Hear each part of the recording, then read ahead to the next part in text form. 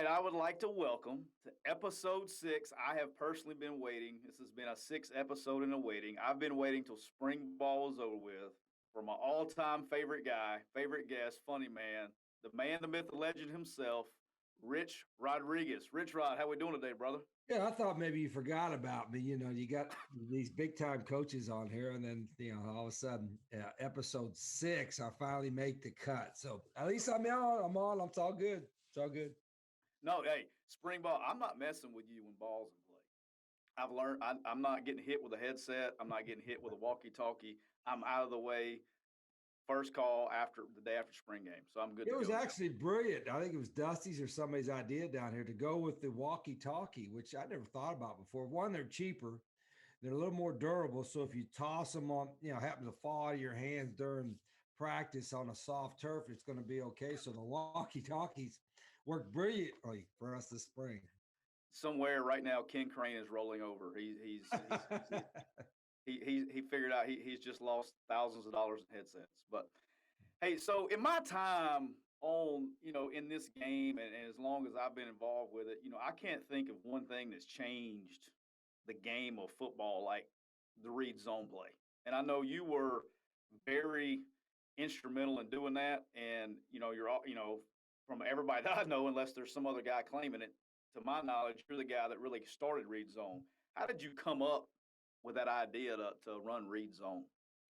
Well, it's really the old saying that necessity is the mother of invention. And really at Glenville, when I first went there in 1990, this is 30 years ago, golly, 30 years ago, we were searching for anything and everything just to get a first down. It was so bad when we first got there. And, we had a really good, smart quarterback, average O-line, 5 guys that get run over slowly, decent running backs. But we were just going in a shotgun, and a shotgun run game was very limited. You just ran a draw and a little dart trap play. And we were running an outside zone, but we couldn't block the backside end. We just said, okay, we'll call it when the end doesn't squeeze tight. Well, one time in practice, our quarterback kind of bobbled a snap. And instead of handing it off, he kept it, and the end squeezed tight, and he ran around the edge. And I'm like, I said, well, that's pretty neat. I said, what the hell are you doing? He said, well, I saw that end crash, and so I kept it. I'm thinking, well, I never thought about that. That sounds pretty good. So we never really ran it with him because he was like a 540 guy. But we had it in this part of the offense. And then here it comes 2 years later, I go to Tulane, and we had Sean King as a quarterback, pretty athletic, not fast, but could run well. And so that became from day one part of our offense: run the zone read the end, and throw the bubble screen, which is our version of the RPO back then. So it kind of all started with by accident almost, and then at Tulane with Sean King, the guy can run a little bit, running and reading the end, and reading the slot player, and having kind of a true RPO off the deal. And back then, Tyler, there wasn't games weren't on TV very much, so nobody knew about it until Tulane when we went undefeated. All of a sudden, a couple games on TV, and then it just kind of exploded. But yeah, it's been pretty neat to watch it evolve over the last 10, 15 years. Yeah, it's that was right when I was coming into coaching, and I remember watching cut ups of you guys at Tulane, and then obviously then when you got to West Virginia, then when you had the success you had at West Virginia with it, everybody in America starts running it, and it really, I think it really changed the game, from everybody lining up in two back and just pounding it to spreading it out, and I think that's we started running it um, probably because we were at Northwestern State in Louisiana, and I know that was kind of the same time that you were in that the two-lane transition right around there, and we had seen it and we started implementing it, and it's like I said, Really, it's and its core, it's really just playing with 11. Because normally before, if you hand it off, or if you're under center, quarterback hands it off, there's 11 guys on 10 because he's a non-factor. If he's actually part of the run game, then you're playing 11 on 11, particularly if you're going in a spread look. So that was the thought process that, before it was like, oh, if they're squeeze it, you're under center and you hand it off, then okay, call a bootleg or something off of it. Well, that's reactionary. I'd rather not be in second and 10. I'd rather be in second and 5. So we said, let's play with 11. Go to shotgun and play with 11. And that was the whole basis behind the philosophy. And it's like I said, now it's and all the quarterback run game has evolved off of it, and it's just and then the Yeah, it's fun to RPOs off of watch. that, and here we go. Sooner or later, the wing T will come back at one point in time. We'll get the single wing, Yeah, and maybe it's if all they get coming in the back. gun with it. Yep. All right, so hard edge, that's what you live by. That's obviously the name of your podcast. We'll talk about that later. But and all the players they get. Have you done the bandanas yet at Fun Row? No, but we have them ordered. They're No ready to more. go. I just haven't awarded anyone yet. They haven't, Nobody's gotten there nobody's yet. earned it just yet. But you always coach toughness, about mental toughness, physical toughness. Who is the toughest player that you've ever coached? If you had to go back, the toughest guy that you've ever coached that you said is the definition of hard edge, who is that guy? Wow. I mean, 30 some years of it. And I mean, I'm not just saying this because I've been probably most proud in my career, Tyler, of every team I've had has established some toughness, that hard edge kind of mentality. And there's always been a few guys that normally get, elected captains. To single one out might be tough. One easy one to point out would be those our West Virginia fans will remember Owen Schmidt, the guy that was a fullback for us, an old school fullback, but also had some tailback skills, walked on and made the biggest impact of any walk on maybe I've had ever, as far as a standpoint of not just his ability, because he was a good athlete, but also his kind of mentality and his toughness. I'm talking about old school football. It's hard to find a guy that would block an ISO play and stick his face in the fan over and over and over again. He would do it 10 times in a row if I asked him. I mean, he broke face mask. I mean, he was just the epitome of hard edge is Owen Schmidt. And he parlayed that into getting in the NFL for a few years and making a big name for himself. But just absolutely loved his example of being a hard edge dude. Yeah, I remember watching him. He was fun. I mean, he's fun to watch too. I mean, Hey, Schmidt happens, right? yeah, So that's it. that's what it was. how, how how mad is he that the NIL stuff is going through? He could have made a gazillion Oh dollars yeah, back he then would have made off yeah that. he would have killed the I T-shirt. can see Shit that. happens and Yeah, oh bumper stickers, man. He'd be killing it right now. But all right, so everybody sees you, and I'm kind of cheating here because I've seen the other side. I see the other side a lot, but everyone sees you go nuts on TV. They see you act, and I think people think that's who you are, right? They think, oh, he's just this crazy guy, and you're crazy. I'm crazy. We're all a little crazy. But what people really don't know about you is how much your players love you. I'm talking about love you. And I've only seen two. I'll go ahead and tell everybody this. I've only seen two guys that can absolutely give an ass ripping and get after people. And then when you cross across the lines, you go in the building, the players just gravitate to you. It's a guy named Nick Saban and a guy named Rich Rodriguez. So what has really been your secret to being able to coach them so hard, but then at the same time they love you for it, afterwards? oh it's probably the same thing that being a recruiting specialist. The key in recruiting is just relationships. I think guys, you have to explain to them this is what we're going to do. You're going to coach you hard, and I think treating everybody fairly too. I think when they see that it doesn't matter who it is, where it is, everybody's going to get coached. Everybody's going to get coached hard.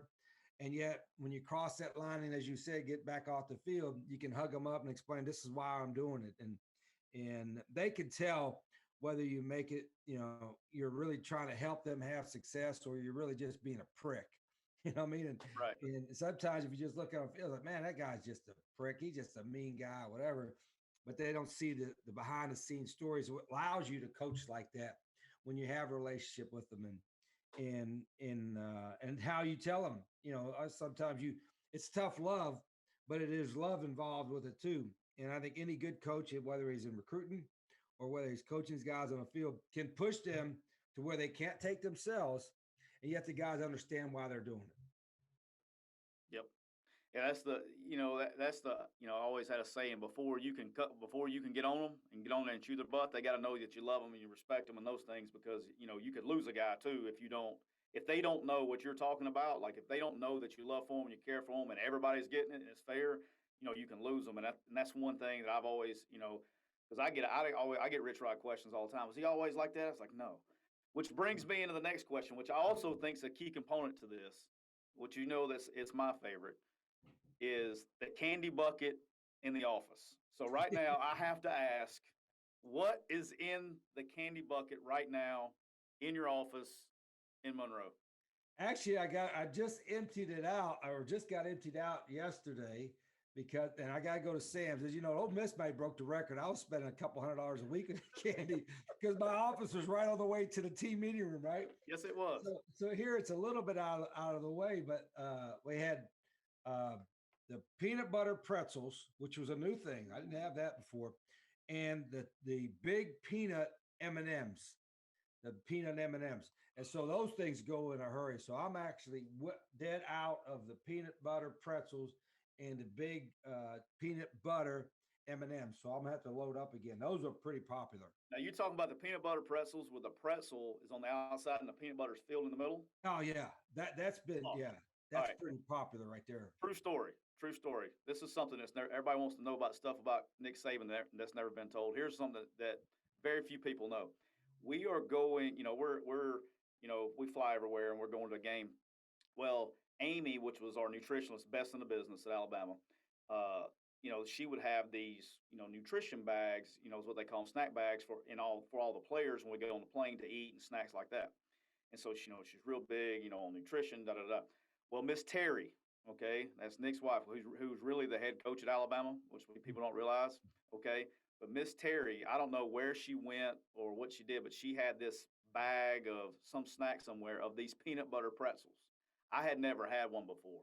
And so she goes to Amy and makes sure that every single player has a bag of these peanut butter pretzels in their nutrition bag. Nice. It became the thing. Okay. The best thing that ever happened at Alabama was on the plane trips. Miss Terry got the peanut butter pretzels in the snack bag. Unbelievable. It was, I've eat them to this day. If I can find them, I eat them. Thank you, Miss Terry. Love you. I had never had one. It's the greatest. If you haven't had one, peanut butter pretzels. It's the go-to thing right now. It's the go-to.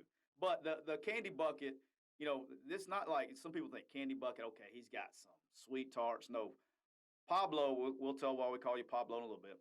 But my man Rich Rod has like real candy. It's a bona fide candy store, and your office is a revolving door.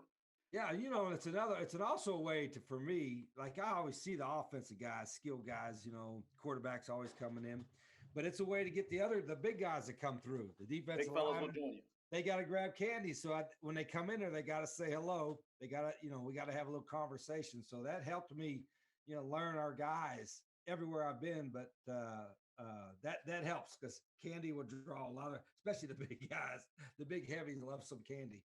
No, they do that. All right, so I had to talk about my guy, okay, like my favorite recruit of all time. I can say that just because I'm not in the business anymore on that side of it. So you know how much I love my man Swag, John Rice Plumlee, and I thought I was like so fired up about you coaching him because I know what you can do with offense and all that stuff. And he had 1 year in your offense, which is obviously he had a very good year as a true freshman, by the way. Yeah. Do you think, and we won't say better than or all that stuff, so I want to make sure you answered this question. If you had John Rice for his whole career, do you think he would have been as good as Pat White running your offense? Ooh, that's a big comparison because Pat White was one of the best in the history. He was the man. Yeah, I mean, four-year bowl winner. I mean, started and won 4 bowl games and just, kind of took this thing to a whole nother level. But John Rice is very similar to Pat in every category. How competitive, obviously athletic, type of leader he is. And it would have been, if John Rice for 4 years would have been right there. Him and Pat White would have probably been the 2 most productive running pass guys. I mean, you're talking about a guy would have ran, and Pat White, they would equal, 5,000 yards rushing and 8,000 yards passing, what have you, throughout their career. So I saw him. In fact, when I recruited him, that's what my comparison was. He's athletic. He's a multi-sport athlete. He's got great leadership skills, all that kind of stuff. So he was my, I guess you could say the next Pat White. And I would think, and that's the high comparison. You compare somebody to Pat, but John Rice is comparable. and was comparable certainly when we had him. Yeah, I know. It's the first time I guess I've really even publicly talked about it because in my role in the past, I couldn't really talk about certain recruits and all that stuff. But Yeah. inside the building, and Matt knows, and all those guys, I was. I don't know if I've been more infatuated with a recruit in my. I mean, I just love the guy. I'm talking about he scores perfect on every single intangible that you could ever come up with. Competitor. Oh, and you've seen this, and people say they call BS on me when I tell them this. The guy would beat almost every single person he played in ping pong with his cell phone. You saw it. He played. Remember, he played you with his cell Yeah. phone one time. He was beating people in ping pong with his cell phone, using the cell phone as a paddle. Like that's the guy's like. I don't think he. I think he's just talented in everything he does. It's Yeah, crazy. he's talented. Said talented musician. I mean, Yep. he's all, and that was like I said the similarities. When I remember recruiting Pat and recruiting John Rice, the similarities were unbelievable. Just from you, not the speed part. Oh, this dude can run. Yeah, but the just the attitude and the leadership, the intangible things that as a coach you hope you can develop, but you hope they already have. He's got it. Yeah.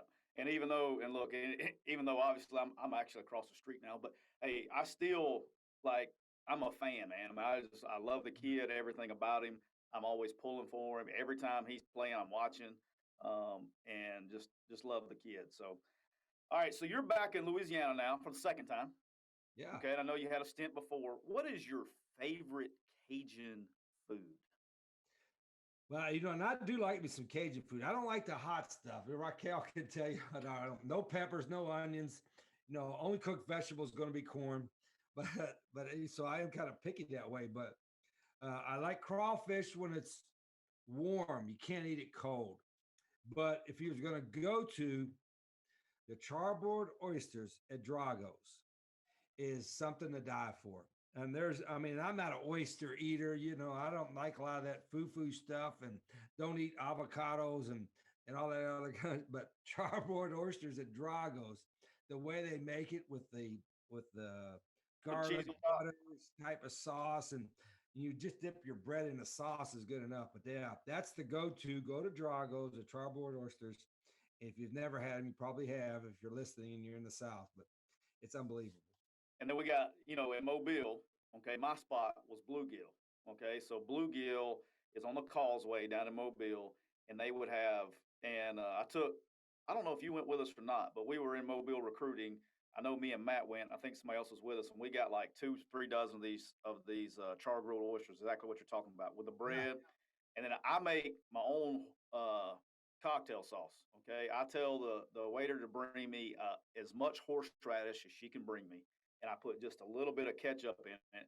And I'm talking about it will burn your nose off. I love it. I mean, Yeah, it's see, I like don't it's like not the even. hot stuff like you do. Yeah, You think it's like pink. It's well, not even. It's not even red. It's pink. You got to get it hot. You got to get it right. Throw it on there. It's that's where it's at. All right. So and it also people always talk about you getting after their ass, and they got all those stories about you getting after them at practice. At some point in time, there's got to be one. Who in your career, either as an assistant, which wasn't very long, but as an assistant or as a player, who got after your ass the most when you were a player or a coach? well, it was really two people. My high school coach, Roy Michaels, a legend, just one of the best ever, and he was a hard nosed coach, and coached me and coached everybody hard. And he was terrific. I think one of the best high school coaches I've ever seen. But without question, the hardest one was my defensive back coach at West Virginia, a guy named Bill McConnell. And he's, bless his heart, he passed away a few years ago. And I think he was an old Marine sergeant. And boy, he got after all our asses. But I can remember. I mean, it was almost like they measured it one day, just a normal. We used back then we had 3 days, right? Everything's harder back Right. then. But we had a manager chart down how many yards we would run forward and backward because DBs you backpedal almost as much as you went forward.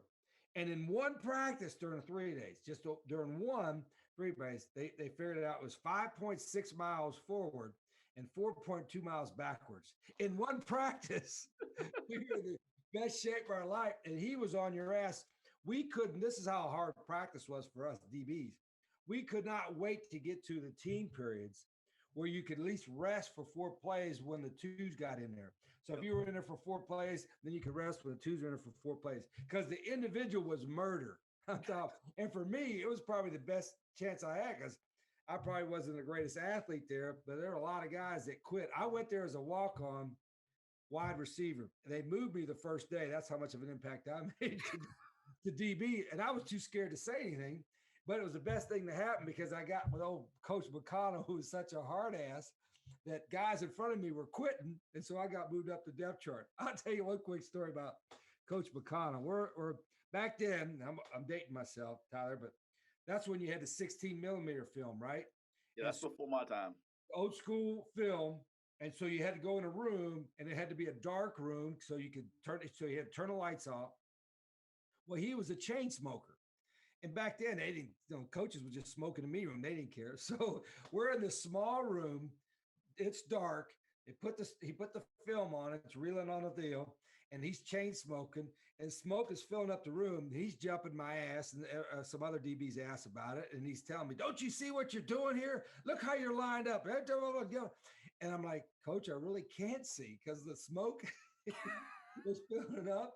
And the guys laughed and that ticked him off. And he turned the projector off and looked at me. He says, I bet you think you could whip my ass, don't you? I'm like, I was too afraid to say something. I'm like, well, he said, well, you might whip my ass, but I'm going to get my shots in. Those guys laughed so hard. And I cried when he left before my senior year. I cried. That's how much the tough love meant to me. But it was, yes, chain smoking and getting after us for sure. Bill McConnell, he was a tough one. Yeah, so that's what like people don't know. It's crazy. People like the young generation doesn't know this. I had to hear it because it's like, I see the kid, when I'm explaining stuff about how things supposed to be, how things we used to do this, I see all the young guys give me the eye roll and all this stuff. Oh, yeah.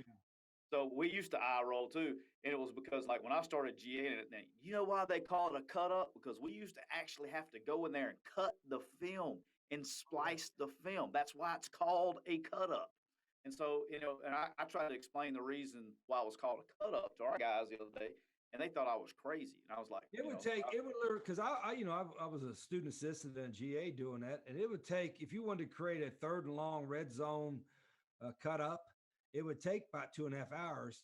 And you'd stack it up, on these little nails on the wall and then put it together. And you had to make sure you put the shiny side to the shiny side. Because if you put the shiny side to the dull side, then you showed it on film, the numbers would be backwards. Instead of being 0-5. They'd be like, who's the dumbass that cut up this red zone tape? So you got to make sure you got it right. All right. So who makes you more angry?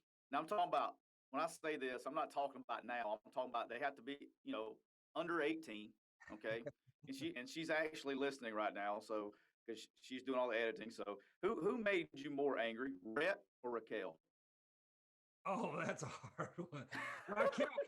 Raquel is so sweet. Anybody knows Raquel? I mean, she's got the biggest heart ever. So you can't, and she looks at you and you can't hardly even yell at her. And then Rhett never was so quiet. You never really knew he was there. When he was growing up, Raquel was, when her mom wasn't around, Raquel would wail, cry. But Rhett, he was just like a bug in the corner of the room or something. So I've never really had to yell much at him. I probably yelled at him more just in practice, typical coaching thing, but don't remember having to yell at him for anything. And Raquel, she, like I said, she's such a sweetheart, got such a big heart. I never really had to yell at her too much. So, they're like the dogs. I probably had to yell at Rambo a little bit, and he just looks at them big eyes. And poor little Roxy, she's like Raquel. She's so sweet, you never yell them. So they've never really made me too mad so far, anyway.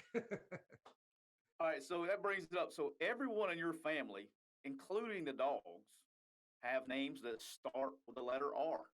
Yeah. So do you have do you got anything significant with that, or you just like the letter R? I think Miss Rita probably came up with that idea, but like I always thought, okay, if we ever monogram towels, like who monograms towels anyway, right?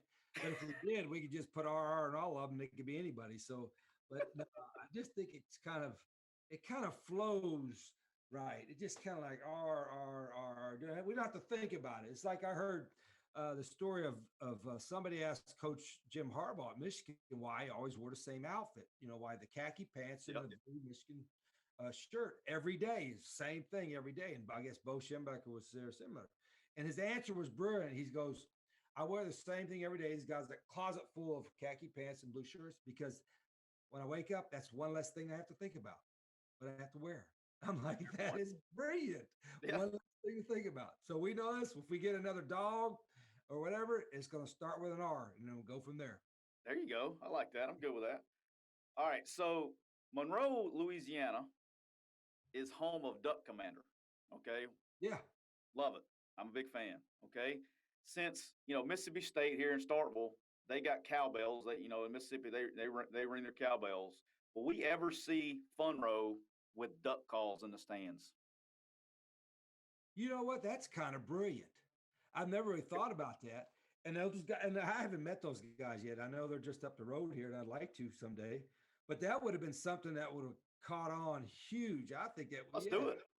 I think it's something if we could get them to buy into it, come over, help support the program, and shit, I'll blow some duck calls myself if we got to just to get some attention. Let's do it. I mean, that can home visit? Can we get a little credit for the when we come back? We save this video, and then when duck calls are rolling in Funroe, I mean, like think about this: first down Funroe. I mean, that's Yeah, that's I think it would be easier if our nickname was the Ducks, like the Oregon Ducks. That would be, but we're like Warhawks, so that's kind of yeah. like a war airplane or a bird or something like that. But the duck calls is, I'm telling the folks in Eugene, Oregon, if they're listening, that would be a huge deal. It would be big. It would be big. That would be Great awesome. marketing tool. Yeah, some other players should try to market, and that'd be the new NIL. I mean, let's go. I mean, it's open market right now. Let's ride. All right, so celebrity boxing is really popular right now, and I have to admit I actually watched one a couple weeks ago, but it is what it is. I won't say who. If you had to pick two head coaches to box each other for a celebrity boxing match, who would you go with? Boy, two head coaches. This is regardless of who I know, don't know. Yep, yeah, you don't have to know them. You got to go in the heavyweight division, don't you not? So because the heavyweights, because one punch can knock you out. The little guys throw more punches, but they'll hit each other in the head 20 times and not move. You get the heavyweight, you hit a guy in the head, he's going down. So I'm going to the heavyweight division. I'm gonna get Big 8-0 Okay. against Mario Cristobal over in Eugene, and that's going to be a battle now. Coach Cristobal is a little younger. Coach O's got some boxing lessons. He's a big, strong guy. That might be some pay-per-view money coming up. That would break all pay-per-view record sales history. Now look, I know. I'm telling you, quick recruiting can maybe do that. Get Coach O, Coach Cristobal, and get in a 3 round, just 2 rounds for 4 minutes or something. Yeah, I do know. I don't know Ed very well. I know some heard stories on stuff. I know Mario. I'm going with my man Mario Cristobal on that one. You go with the young guy. I understand. No, hey, I'm just saying. Look, Mario. I know Mario now. Coach O can probably bring a little hook shot, a little left hook there. I'm going Mario Cristobal on that one. I'm going Mario Cristobal on that one. But hey, look, I would pay to see it. I would pay to see it. College football would love to see that. They would. That's what they should do. At halftime, they should play a bowl game, and then at halftime have a whole different section and just kill it. Financially, just kill it. It'd be great. There you go. All right. So the key question is, because you know how much I loved it, did the scooter and the stroller make it to Monroe? Oh, did it? Of course, on the first U-Haul over here. We got one scooter, but we got 2 of the strollers. We got a double stroller side by side for Roxy and Rambo, and then we have the single stroller where they bunk up together and we can push them around. And then the hard edge scooter is here, of course. I love. Have you been on it yet? Oh yeah, I've been on it, but unfortunately, one of them I got a couple on one of the scooters battery. I didn't drive it for like, I was kind of incognito for 3 months or something, not coaching. And so the battery went dead. I didn't know it had one of those batteries. If you don't keep charging it, it dies. So I had to get a new battery. But the hard edge scooter is made an appearance in Monroe, and more importantly, the double-sided doggy stroller is now in the neighborhood. That, by the way, when you busted out the stroller for the first time, and you had talked about it, and I was like, oh, I thought you were joking. When I literally saw you pushing those dogs on the stroller, I about fell out. They try to say it's soft. That's not soft. It's just convenient. I mean, it's taking care of your little ones. I mean, I'm just saying, it's just the craziest thing. You went from hard edge to pushing dogs in a stroller. It's dogs are awesome though. okay. All the people that are listening right now, you gotta agree. If you don't like little puppies, there's something wrong with you. There really is. I mean, dogs are awesome. All right, so I've been waiting for you to come on this podcast. You and I have spent hours discussing this in private. It's time to bring it out in the public. Uh-oh. The U.S. Navy has recently released videos of what they call UFOs. Do you think it's time we know the truth about UFOs? Oh, it's past time. Why are we kidding ourselves as a country? I mean, do you think we're the only form of intelligent life that there is or will be? They're out there. I mean, there's going to be these little helicopters they're putting up in Mars. They're going to see some shadow up there in Mars. They're going to go, oh shit, you're right. There is intelligent life out there. Like we're the only ones that are out there. I've seen them. They're out there. You've seen them. I've seen them. My dad, it was this way back when I was, I don't know, in high school, I think it was. And we were going to work. He'd leave work like 6 a.m. and drop me off at the bus stop. And my dad never said nothing. I mean, I didn't talk or anything like that with conversations, just when he had to get on us about something. But it's about 6:05 in the morning. And he said, hey. I'm like, what? He said, you got to come out and look at this. And I walked out on our porch. He said, look up there up in the sky. And you looked up in the sky. And it was a shiny, it wasn't a plane, it was some kind of shiny object. It wasn't a star because it was moving back and forth, looked like for about 5 minutes. And we just stood there mesmerizing, like, what the hell is that? And then all of a sudden, boom, it just took off real quick. And I'm like, okay, this is in Granttown, West Virginia. This is not by no military base. So it ain't no kind of special military weapon. There's no planes that ever flew over Granttown, West Virginia. I'm like, what the hell did we just see? My dad just looked at me and was like, yeah, that was strange. So there are UFOs out there. And Raquel says, I call it Area 52. I guess it's Area 51. Whatever the hell it is, that area, there's something there. And eventually, all right, we're going to see it. There's life forms outside of ours. All right. So how high was this UFO in the air? Oh, it wasn't like 20,000. I mean, it was probably, 2,000 feet high. I mean, you could see the structure of it kind of it wasn't really circular. It's kind of semicircle.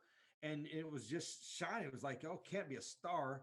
Because why is it moving back and forth? And then all of a sudden, if it was like, okay, maybe it was one of those shining stars then it took off. And that's what we both looked at each other like, oh, they're out there. They are out there. Yeah, that's crazy. All right. So do you believe that aliens are bigger or smaller than us? Or do you think they can alter their size as they please? Oh, alter their size would be kind of scary. I think their heads are bigger. Okay. And their bodies are skinnier. I think they're so intelligent we haven't seen them. So they probably got large craniums. They got big brains, but they're probably living on a place like Mars where they got no food to eat. So they're kind of like skinny legs. But that's just my theory. Skinny kind of bodies and huge craniums. That's what they are. So when the aliens show up, will you be putting them on the Austin leg drive? Oh yeah, Austin leg drive and speed bag. I'm like so excited. We just got our speed bag on camp in the weight room. So, yeah, speed bags and Austin leg drives.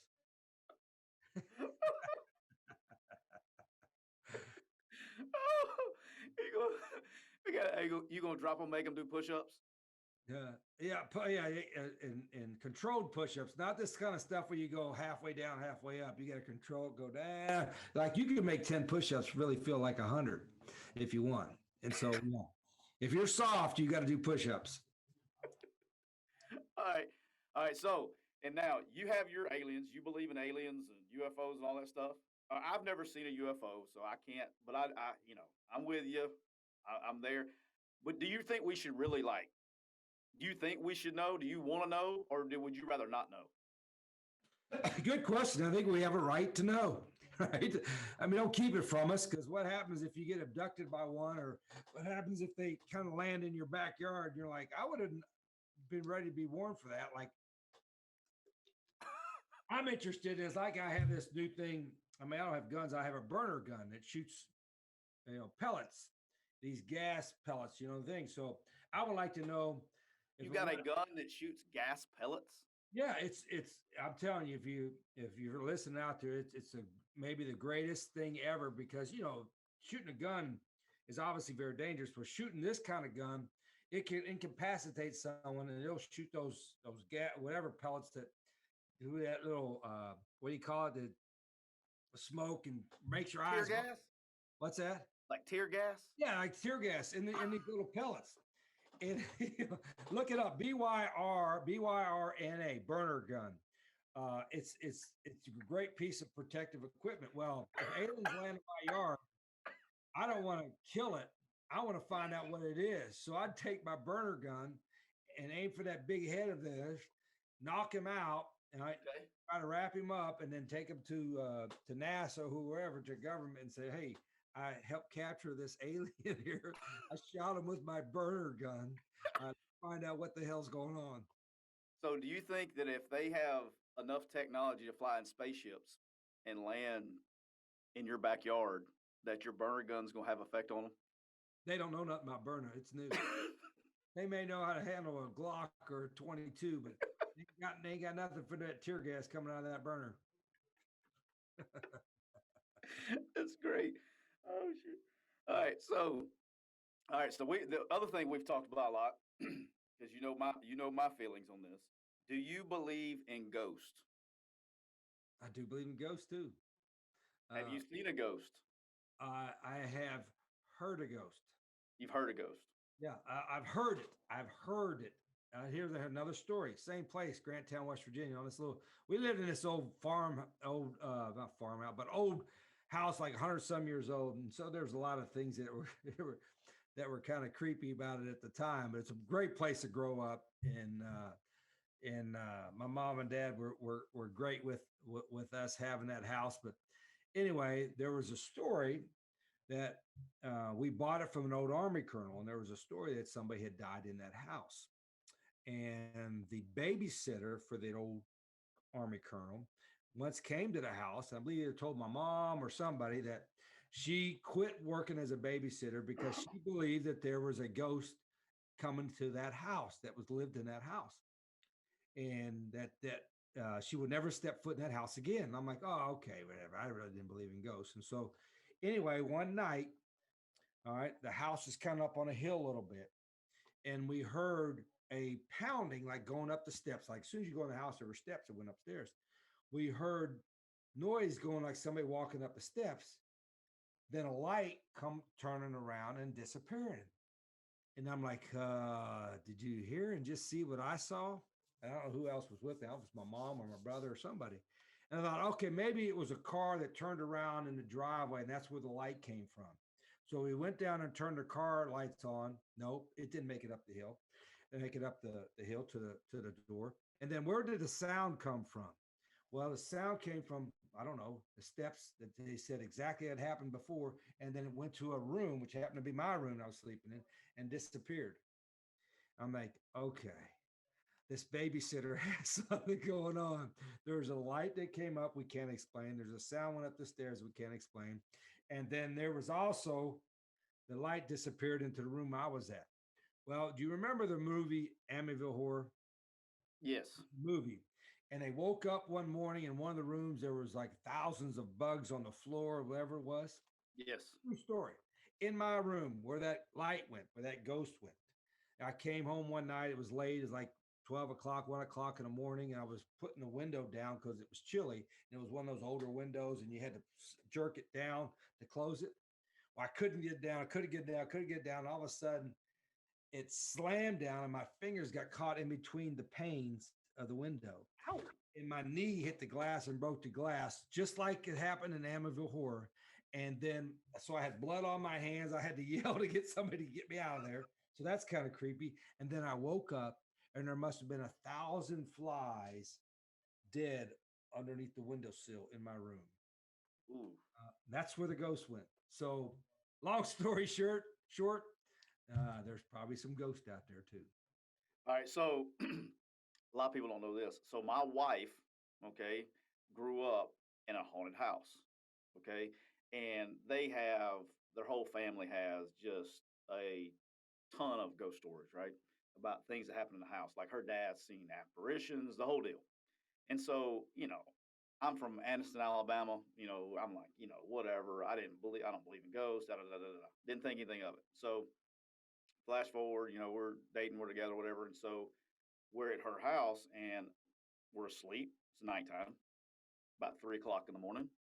And I'm laying there asleep and we had gone out the night before and, no kids, nothing at this time. And I hear the bathtub turn on in the bathroom, which the bathtub is to my left. I'm laying down and I kind of like look at my watch and I'm like, why is she taking a bath at 3 o'clock in the morning? And I'm just laying there. And so now remind you, the only way to get in that bathroom was through the bedroom door on the hallway. There was no double entry or anything like that, right? And I'm like, why is she taking a bath at 3 o'clock in the morning? And so I said, babe, what are you doing? And then she was laying down next to me. She goes, what are you talking about? And I jumped and I'm like, whoa. Ooh. And I turn around and I look and I see the water turned on in the bathtub. And I'm like looking, I was like, did you get up and turn the water on, sleepwalking? She goes, stop, just go to sleep. And I'm like, because my wife loves her sleep. And I'm like, and she's like, go to sleep. I'm like, but wait a second. The bathtub is on and running. I'm looking at it. And she hits me with, it's just the ghost. Go to sleep. What? Whoa. What? Whoa. And I'm like, boom, wide awake. And I'm watching. I see the tub turn off. Like I see the water turn off. I don't see the handles move or anything like that. I just saw the water that was coming out stopped. And then I'm looking at it. Then the water starts sloshing like somebody's like in the tub. It sloshes around for about, I'd say 15 to 20 seconds. And then it drains. Like when you pull the plug and it starts making the gurgling noise, it starts draining. Pablo, I got up at 3 o'clock in the morning. I packed my bags and I went. Her brother was, out of the house and all that stuff. I went across town to Ryan's house and before they had kids too, him and his wife Missy, I went to their house and spent the night, the rest of the night. And I never spent the night in that house ever again. So every time I go to Greenville, I'm at somebody's house, just not that house. I don't stay there no more. Never did ever again. It didn't bother the missus. She just kept right on sleeping. Oh, they have countless of stories from when they were kids. Because it used to be, it was like one of the oldest house, if not the oldest house in Greenville, South Carolina. So if you're from Greenville, it was the Pink House on Pinckney Street, but it was a Civil War hospital back in the day. It was an orphanage at the turn of the century. And so it's got all this history. It's got like a widow's walk on top, like a bona fide widow's walk. And he had bought the house. My wife's dad bought the house in I think 1980, 81, somewhere in there, that it was shut down and he kind of bought it and restored it, as time went on. And so, yeah, so I don't play. I've had, and like I said, didn't believe in ghosts, didn't even play with them, didn't even think about it until that happened. And, now I'm kind of like, I think they're out there too. So All right, so before we get to associate roulette, we had a couple of questions in associate roulette that were so good that I want to make sure that they get asked. Okay. All right. So my man Birch, he wants to know. All right. So Pat McAfee, your former player, has exploded across sports entertainment. Everybody, we all love Pat McAfee. I love his show, the whole deal. Watch it every day. So, do you have another player, another former player that you think would be as entertaining as Pat McAfee? Wow, part of to be as entertaining as Pat, because he's always been out there. I mean, it's in his nature, right? So that's not just because he was a specialist, just because who he is. So that might be hard. I'll tell you one of my former guys who, I love all my players, former players, but a guy named Scooby Wright played for me in Arizona, great linebacker. I guess now is entering the UFC fighting world. And Okay. yeah, and he's a good athlete, tough as could be. I mean, from an entertaining standpoint, I love to watch him fight because he's a tough bastard, strong, and just is will go all in on the UFC thing. So when Scooby gets a fight, and I think he's already had some fights. When he gets one on big TV in the heavyweight division as a UFC fighter, you got to watch Scooby Wright for sure. Like it. I like it. All right. So, in honor of Pat McAfee, will we see you in a pair of jean shorts this season? Do they still have them? I think We can make you some. yeah, Pat just cuts his jeans off, I think, and do that. But no jean shorts for me. Even though Raquel could probably tell you my fashion sense is not the best. She always tells me about my socks. My socks just barely come up to the ankle, but that's too high, according to Rhett and Raquel. My socks they can't go up over the ankle. Do you have high socks on right now? No, I have. They're kind of just right there to the ankle, right there. Yeah, you got you, but I'm with Raquel a little bit right here. You either got to go no show or add some to it. All right, no, You I'm can't go caught right in there. between. I'm caught in between in the sock world, between the Like, ankle and the knee. yeah, you're caught me like those socks right there. That's what you wear when you're wearing sweats, so nobody can see them. You know, because usually Oh, those are the comfortable ones. But you got to wear those when you got sweats on, nobody can see them. but maybe I'm starting my own fashion sense. Have you ever thought that? They'll come around. They'll It's come like the back. baggy shorts, they'll come. Yeah, they're coming Come back. back. Thank All you, right, folks. so it's time for associate roulette. Oh boy, with your Okay, crew. so you got to pick a number. We're going to do two questions between 1 and 8, and I'm going to pick the corresponding question from the associate. Okay, All right, go ahead and pick 1 through 8. pick me three. Three. Three is coming from my man Tony. Okay, Tony. Anthony. In the summer of 1989, you were 2 weeks away from getting married. And the program, and you were the youngest ever head coach at the time in all of football. And 2 weeks before your wedding, the program gets shut down. How did Rita Setliff take that information when you call when you told her 2 weeks before you were Yeah, getting married that you just got your whole program got shut down? yeah. True story. Youngest college coach in America, 24. Youngest fired at 25. Well, anyway, before they did, I came in the office. It was like like I said, mid-June. I was getting married in July 1st, in mid-June. I go in the office, and I didn't even have anything scheduled that day. I had a golf outing later on. I walk in. It's 8:30 a.m. and the athletic director's waiting on me. He says, "Coach, I got an announcement. There's going to be an announcement with some news that'll be detrimental to your program." I'm like, "What is it?" He goes, "Well, the school just got purchased by Tokyo University in Japan or somewhere, and they're dropping all these sports, blah blah blah. And, no contracts, no scholarships were renewed, and it basically had 1 month to get out." And I'm like, "Oh, what?" And I'm getting married in 2 weeks, right? So I'm like, "Oh my." So I call up Rita, my fiance, of course, and I said, "Well, honey, I got good news and bad news." She goes, "Well, what's the bad news?" I said, "Well, I ain't got a job." And she goes, "Well, what's the good news?" I said, "I'll still marry you." So we had to call everybody and tell them, "Okay, it's going to be a BYOB, bring your own booze, and I'll keep whatever's extra." And then our honeymoon changed to a 1-day visit to Cedar Point Amusement Park to ride the roller coasters. So we couldn't spend a week at the beach or nothing. We didn't have that kind of money, so we had to go to 1 day to Cedar Point, Ohio, and it was a great time. But yeah, that was a little bit of a shock. Introduction to the profession too. Yeah, get you some of that. 24 years old, huh? Yeah, 24. I was a head coach just because I went there as an assistant and the head coach left. And so they kind of gave it to me. By default, I didn't know what I was doing, but I was faking it good at the time. All right, that's good. That's good. All right, second shot at it, associate roulette. Oh, associate roulette. Let's go with five. Five. All right, this comes from a man, Connor Jeffries. You remember Connor? Connor, yeah, my man Connor. All right, so here we go. This is a good question. Okay. And Connor, every week when we make these associate roulette questions, Connor's like been bombing, like they've been terrible questions. But actually, this is a good question. Good. All right, Dusty, the big fella, he gets a hard time, man. I mean, everybody loves him, but he's a hard time.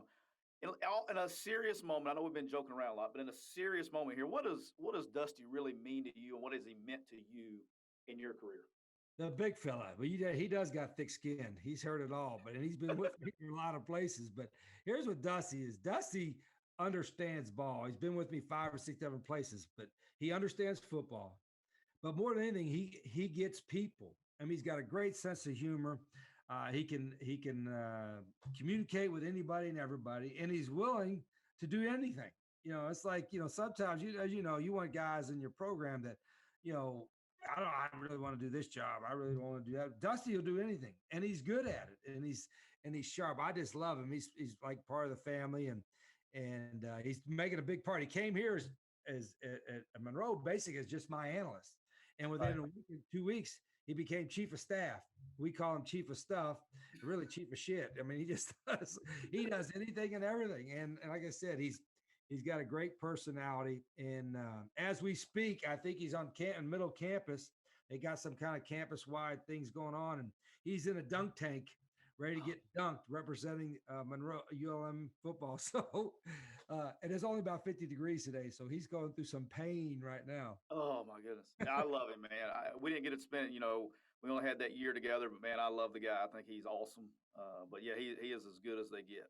Yeah, he's beautiful. All right, for the final segment, every interview we end with what my wife wants to know.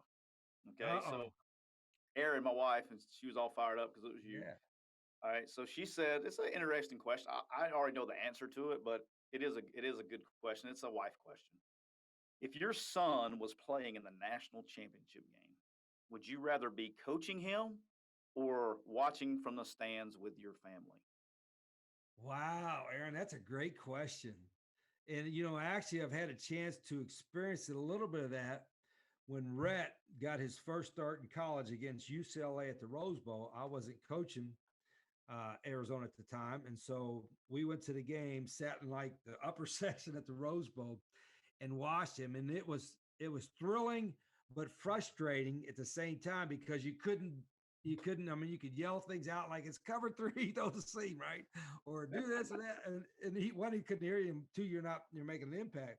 So I would have to say would be easier coaching him just from the standpoint at least you have a little bit of idea of what's coming next, and can watch that happen. But we're getting ready to find that out pretty quickly. Having watched him in high school, I couldn't sit in the stands. I had to go stand on the field and kind of sit in the corner, but it is different. And if anybody that knows it, that's coached your kids at any level, as you have in Pop Warner or Little League or baseball, whatever, coaching your kid is exciting and thrilling. And there's usually a little bit more at stake too from that standpoint.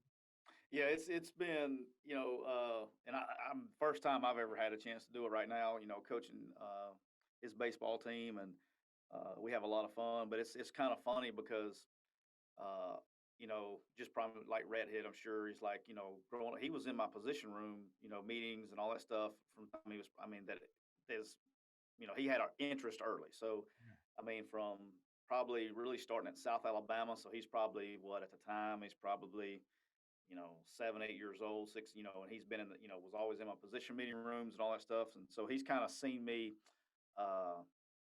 on the crazy side a little bit. We call it the crazy side. It's even like Raquel. I mean, I can remember watching Raquel's cheerleading tryouts because she was a great cheerleader, but you still had to try out every year. And we went to the tryouts, and you talk about nerve wracking because they got to do they got to perform on the spot, doing all these flips and dance moves and all this kind of stuff. And it's like, and she always nailed everything. I mean, it was never like she always hit her whatever you call them, backhand springs and backflips. She always hit everyone right on the mark. So I'm like, oh, she's gonna make it no problem. But you're still nervous. It's like, and you worry about, oh gosh, I hope this one doesn't fall. And if her parents are watching them and all this kind of stuff. So it's different watching your kids, that's for sure. I'll tell you I'll tell you a funny one right here that I think some people know. I don't think I've ever told you this. So my son Jackson, when we were in Spanish Fort, did in Mobile, he did MMA. Okay, so he's like I don't know 9, 10 years old. I don't remember, but so they have like it's Brazilian jiu-jitsu. Let me say that correctly. All right, and so I mean they're doing MMA and they score it like wrestling. It's like wrestling, but I mean you can choke them out, arm bars, submissions, all that stuff's full go now. You don't like just punch them in the face and all that stuff that you see on MMA. So he gets in the tournament, in the national tournament that was in Pensacola, and they have what they call a gi and a non-gi division. So the first division, and he's really strong for his weight. I think he was doing like 100 pounds runner. I don't remember what it was, but he goes all the way to the championship match, and he's really good balance. He gets that from my wife, who was a gymnast, but he had a good balance and strong, all that stuff. So he's like dominating this kid on points, right? And there's like a minute and a half left, and this is a championship match, and he's winning like 12-3 or something. And so he just got to get through the next 90 seconds, like a normal high school wrestling match, right? Well, all of a sudden, this kid that he's going against does some kind of spider monkey move and puts him in like some kind of leg choke or something. Has him like a leg neck triangle. I mean, he is hanging from his neck. And I mean, I'm sure there's some term out there for it. I don't know what it is. And they only let one parent come to like the ring, And so I'm sitting there looking at him and I'm like, don't tap. Because if he doesn't tap, he's going to win, right? And the feeling that I had, because I'm over there saying, don't tap, you're going to win the championship, don't tap. And he had this look on his face. And he was like, help me, Dad. There's nothing I can do. And I'm just like, don't tap. And he had the most pitiful face that like as a parent, I'm sitting there and it killed me. To this day, the worst I've ever felt as a parent is I'm telling him, don't tap. And I mean, I thought he was fading, and he didn't tap, and he won, but yeah, he doesn't listen to me after that. So I think he's like, that was some bullcrap. So, all right. So the one thing, hey, make sure you tell everybody about Hard Edge Podcast, what we're doing. Make sure the guys that are listening to us go over and listen to you because obviously I'm a big fan of your podcast. Yeah, Hard Edge Football. Raquel and I put it together. She's the host pretty much, and we've had some special guests on, and we're going to have more special guests in the future and talk about all things football, mostly about college football. But we talk a little bit of NFL as well. And I think your site is terrific. Your podcast has been outstanding, and happy that we be able to call ourselves friends. I mean, we only got a chance to work that 1 year together at Ole Miss, but it was a great time with great people. And it was, man. You guys got on right there. Quick recruiting is to me, I think is a game changer as well. Well, we appreciate that. We're grinding. That's the thing. I was telling somebody the other day. I was like, and it ended too early. We all know that and hearsay, but the chemistry, the staff chemistry, and all of my time coaching, which was 20 something years, that was the best chemistry for a whole staff I think I've ever been on. And from head coach all the way down to analyst, and I wish we could have got that thing running because I think we were on something special there. But not our decision. We weren't afraid to laugh a little bit. I think humor helps a whole lot of situations, and so we did have some fun. Yep, no doubt, brother. I appreciate it. I can't wait to come to Funro, and have you here because I've had one good experience in Funro because I've coached at Funro a bunch, against Funro a bunch. I've had one good experience, just one. Usually when I go to Funro, it doesn't end well. It's a hard trip. It's a hard trip. So I've only had one good one, and I was trying to think the other day. I think I'm like, as a coach, like 1-4 maybe at Funro. We're trying to make it a tough trip again for people, so for visitors. And we got lucky on the one, and the one we got lucky. My man Don Jones. This was like 2000.